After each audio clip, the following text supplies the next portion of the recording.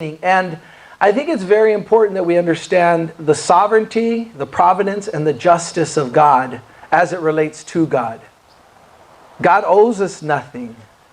And that's the foundational standpoint that we have to come at God with. We don't command of God. We don't tell God what He needs to do. We can request. We can humbly come into His presence. And this idea of this theological idea of why does God allow bad things to happen to good people? That's a tough thing to grapple with, because we see difficulties take place in this world. We see people go through difficult things and difficult times, right? And in the midst of that, we wonder, well, God is good. God is all-powerful. If something bad happened, God could have intervened, but He didn't. And I like how Voddie Baucham puts it. He says, we're asking the wrong question.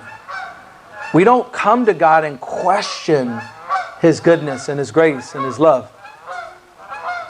Ducks. Squirrels last year, ducks today. No, yes, last week. So we come to God, and the attitude should be one of, and this is again Voddie Baucham, he says, the attitude should be more of, ask the question right. And he says, I'm not going to answer the question until you ask the question right.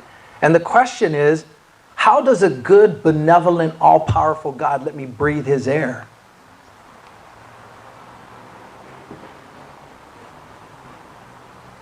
And again, we're always egocentric, man-centered. We always come at it from this vantage point of me.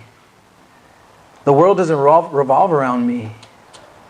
The moon, the stars, and the sun don't rise and fall on me. The world revolves around Jesus. And Jesus' lineage is in question here. And that's why God is intervening. God doesn't want any question mark placed on the Messiah. And so God intervenes.